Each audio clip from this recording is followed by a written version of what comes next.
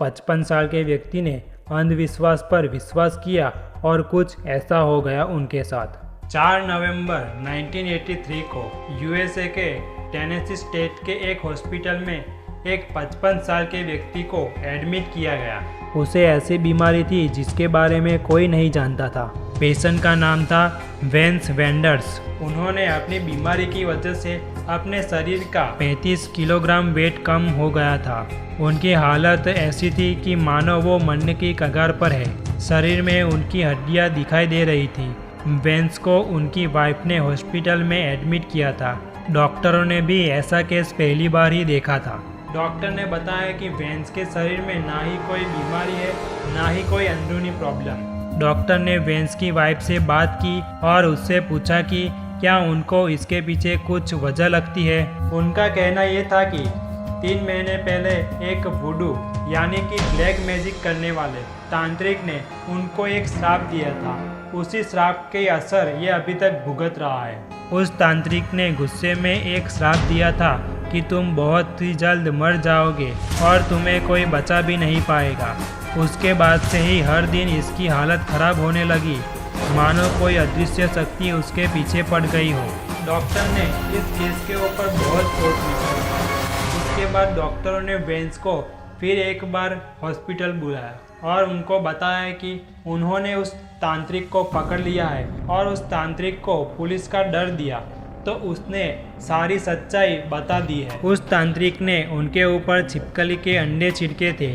उसमें से एक छिपकली वेंस के पेट में जन्मी है और वही छिपकली उनके शरीर को अंदर से खा रही है। ये कहते ही डॉक्टर ने नर्स को एक इंजेक्शन लाने को कहा, जो एक उल्टी करवाने वाली दवा से भरा था। इंजेक्शन लगाने के कुछ ही समय में वेंस ने उल्टी कर दी। फिर डॉक्टर ने वहाँ एक मरी हुई छिपकली डाल दी। वेंस को वही छिपकली दिखाई गई और डॉक्टर ने कहा कि ये वो वजह थी जो तुम्हें अंदर से खा रही थी। वो श्राप से अब तुम आज़ाद हो वेंस। वेंस ने गहरी सांस ली और शांति से सो गया। दूसरे दिन जब वो उठा तब वो बहुत ही अच्छा महसूस कर रहा था, जैसे उसमें नई जान आ गई है। उसके कुछ ही दिनों में वो स्वस्थ हो गया। उसके घर वाले भी बहुत खुश हो गए। आप ये ज़रूर याद रखें, ये कोई मन गढ़ंत कहानी नहीं है।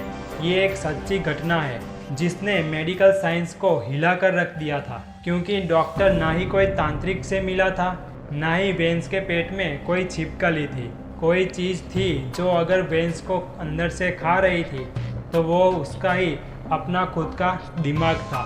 ये केस की स्टडी फिर 4 डॉक्टरों ने की, क्योंकि वेंस का जिंदा रहना कोई चमत्कार से कम नहीं था। हमारे दिमाग के पास बहुत शक्ति होती है, उसमें प्लेसिबो इफेक्ट की शक्ति तो कोई वैज्ञानिक मना नहीं कर सकता है।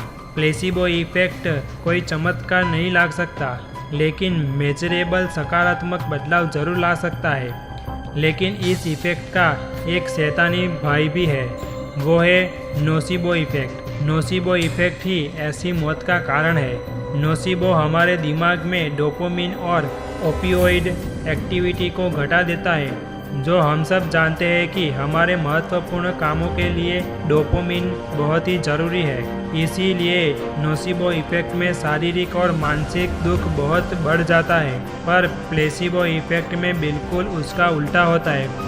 शरीर और मानसिक दुख कम हो जाते हैं और यकीन मानिए कि ये इफेक्ट काम करते हैं। ऐसे कई केस में देखा गया है कि जहाँ पर डॉक्टरों ने भी हार मान ली हो, वैसे लोग अपने हौसले की वजह से उस बीमारी में से भी बाहर आ पाए हैं। तो बेकार का स्ट्रेस लेना छोड़कर पॉजिटिव थिंकिंग के साथ अपना जीवन जीना चाहिए। तो आपको इस वीडियो में कुछ अच्छी जानकारी मिली हो तो इस वीडियो को शेयर ज़रूर करें। अब मिलते हैं नेक्स्ट वीडियो में।